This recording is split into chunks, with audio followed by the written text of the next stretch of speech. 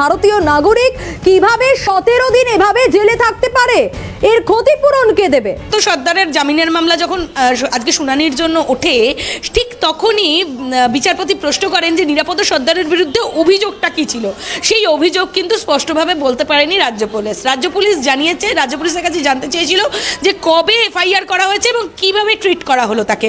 দেখা গেল যে 9 তারিখ অর্থাৎ 9 ফেব্রুয়ারি এফআইআর করা হলো। 9 ফেব্রুয়ারি 2024 এফআইআর করা হলো, অর্থাৎ কিংবা জিডিটা কবে করা হলো, অর্থাৎ অভিযোগ কবে প্রাথমিকভাবে অভিযোগ কবে পেলেন, সেটা পেলেন হচ্ছে 10 তারিখ, অর্থাৎ 9 তারিখের পরের দিন জিডি হিসেবে পেলেন। তাহলে জিডি পেলেন 10 তারিখ, 9 তারিখে কিভাবে এফআইআর পেলেন এ নিয়ে প্রশ্ন উঠছে। আজকে নিরাপদ সর্দারকে আনকন্ডিশনাল অর্থাৎ নিঃশর্তে জামিন দেওয়া হয়েছে এবং বলা হয়েছে ইমিডিয়েট তাকে ছেড়ে দিতে হবে।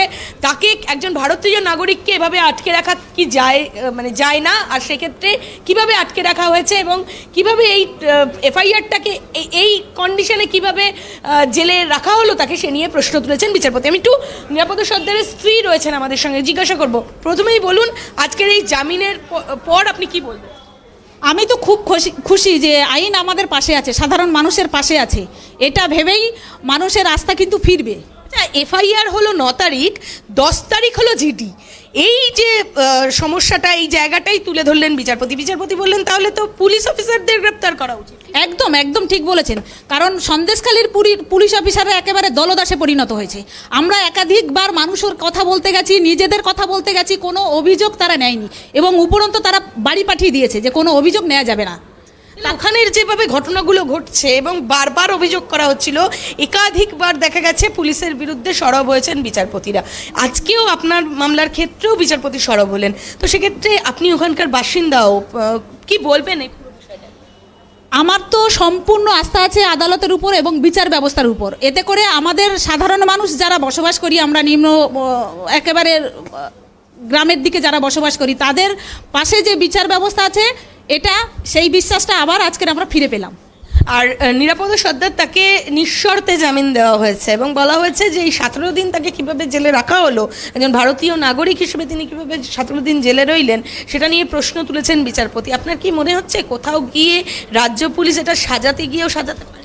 একদম একদম পুরোটাই রাজ্য পুলিশ এবং সরকার পক্ষে যৌথভাবেই এই প্ল্যানটা করেছিল যে ওনাকে যেভাবে হোক আটকাতে হবে। উনি সাধারণ মানুষের পাশে যাচ্ছে, গরিব মানুষের পাশে যাচ্ছে, গরিব মানুষ নির্যাতিত হচ্ছে তাদের হয়ে কথা বলছে, যাতে করে ওনার মুখটা বন্ধ করে দেওয়া যায়, সেই চেষ্টা করার জন্যই 17 দিন ওনাকে আটকে রাখা হয়েছে। তুমি শুনলে যে নিরাপদ সর্দারের স্ত্রী কি বললেন। আমি একটু ছেলের সাথে কথা বলবো, নিরাপদ সর্দারের ছেলের সাথে আমি একটু কথা বলবো, যে ও ছিল সঙ্গে, কারণ এই যে পরিস্থিতির সৃষ্টি হয়েছে সেই পরিস্থিতিতে ও কি বলছে। আচ্ছা, নিরাপদবাবুকে নিঃশর্তে জামিন দিয়ে দেওয়া হয়েছে, কি বলবেন? এবং তার পাশাপাশি এফআইআরটা 9 তারিখ, জিডি হলো 10 তারিখ। এফআইআর ওদের কাছে কোনো যুক্তি না থাকলে আর কি করবে, মিথ্যা মামলা তো দিতেই হবে।